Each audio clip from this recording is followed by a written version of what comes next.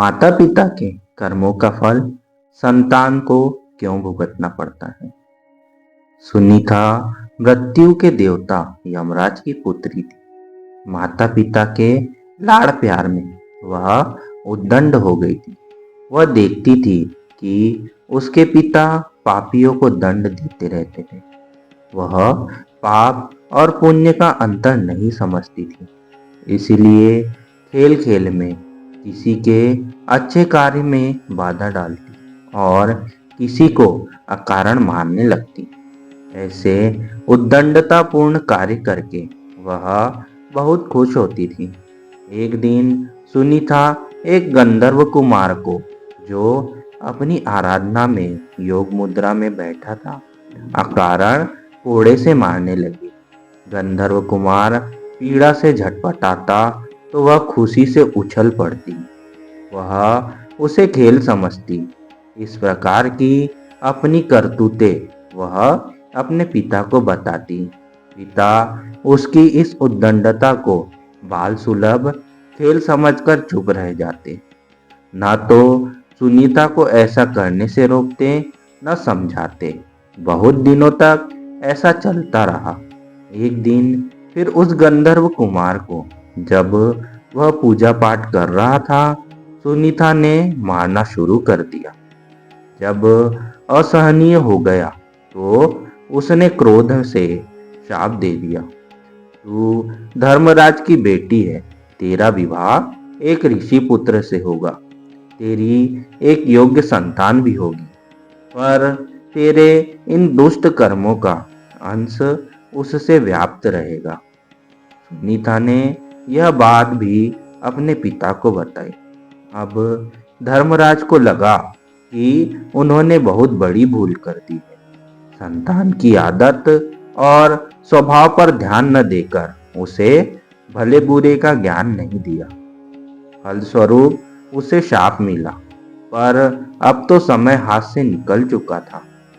महाराज बोले, बेटी, निर्दोष तपस्वी को पीटकर तुमने अच्छा काम नहीं किया। बुरे कर्मों को करने के कारण तुम्हें यह शाप मिला है।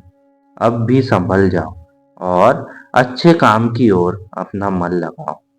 समय बीतता गया, कन्या बड़ी हुई तो उसके विवाह की चिंता हुई। उसके शाप को जानकर कोई उससे विवाह करने को तैयार नहीं होता था।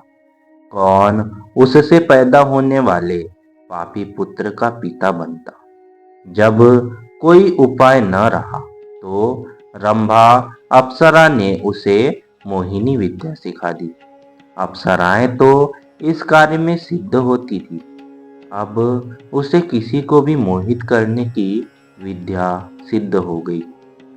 एक दिन रंभा उसे अपने साथ लेकर वर की खोज में निकली।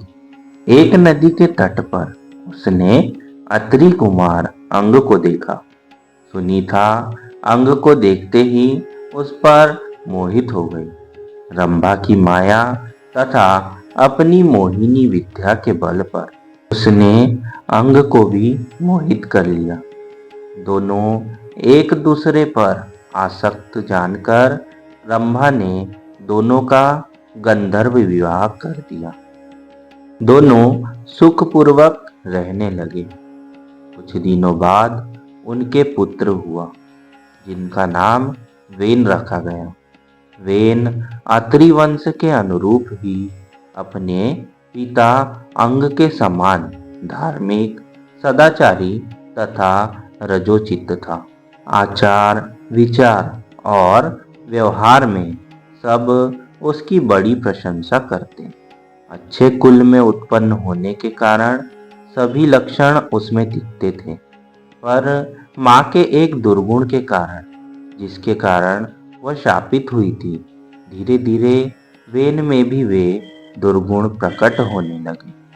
कुछ नास्तिकों तथा दुष्टों की संगति में वह नास्तिक भी हो गया। ईश्वर, वेद, पुराण, शास्त्र आदि उसे झूठ लगने लगे। यज्ञ संध्या आदि को वह पाखंड समझने लगा। वह वयस्क हो चुका था। अपने माता पिता का कहना अब वह नहीं मानता था। राजकाज में उसका हस्तक्षेप इतना बढ़ गया कि पिता अंग असहाय हो गए। राजा तो अंग थे, पर आज्ञा वेन की चलती थी। सुनीता समझ रही थी कि उसके संस्कारों का परिणाम शापग्रस्त इस पुत्र में उतर आया है। उसके हठ तथा उद्दंडता पर किसी का वश नहीं था। सब विवश थे। वेन के इन कर्मों से प्रजा दुखी रहने लगी। महाराज अंग को अपयश मिलने लगा। जब सब प्रकार से वेन को समझाकर हार गए, तो अपयश से बचने के लिए एक दिन निराश होकर अंग ने चुपके से घर ही त्याग दिया। राजा के बिना अराजकता और बढ़ी। ऋषियों ने अंगपुत्र वेन को राजा बनाया और समझाया, तुम्हारे दुष्कर्मों से दुखी होकर तुम्हारे पिता ने राज्य त्याग दिया। अब तुम अपना राजकीय उत्तरदायित्व समझो और सत्कार्य कर प्रजा को सुख दो। पर वेन राजा बनकर तो और प्रमत्त तथा अहंकारी हो गया। वह बोला, आप लोग मुझे ज्ञान मत दीजिए, मैं स्वयं बड़ा ज्ञानी हूँ। ईश्वर, धर्म, शास्त्र आदि सब मेरे आदेश से स्थापित होंगे। मेरी ही आज्ञा धर्म होगा, शास्त्र वचन होगा।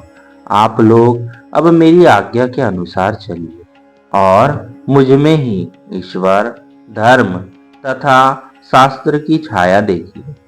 ऐसे विचारों वाले वेन के कार्यों से देश में अराजकता बढ़ी। सारे धार्मिक तथा सत्कार्य बंद हो गए। प्रजा की सुरक्षा नहीं रह गई। दुष्ट लोगों का बोलबाला हो गया। धार्मिक कार्य बंद हो गए। हर चीज का अंत होता है। पाप का घड़ा जब भर गया, तो ऋषि मुनियों तथा प्रजाजनों ने विद्रोह कर दिया।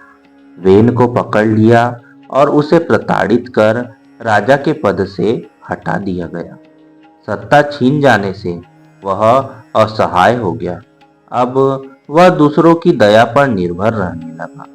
ऋषियों ने प्रजा से परामर्श कर उसके पुत्र पृथु को राजा के पद पर प्रतिष्ठित कर दिया।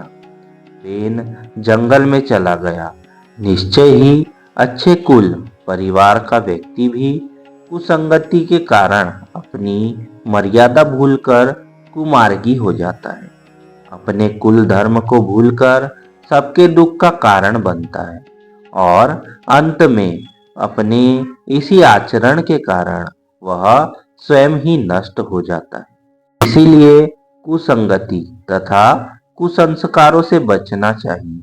तो दोस्तों, इसी प्रकार से माता पिता के कर्मों का फल संतान को भुगतना पड़ता है। दोस्तों, वीडियो अगर आपको अच्छी लगी हो तो वीडियो को लाइक, हमारे चैनल को सब्सक्राइब और बेल आइकन पर क्लिक कर दीजिएगा। वीडियो को ज़्यादा से ज़्यादा शेयर करके कमेंट में हर हर महादेव जरूर लिखिएगा। हर हर महादेव दोस्तों।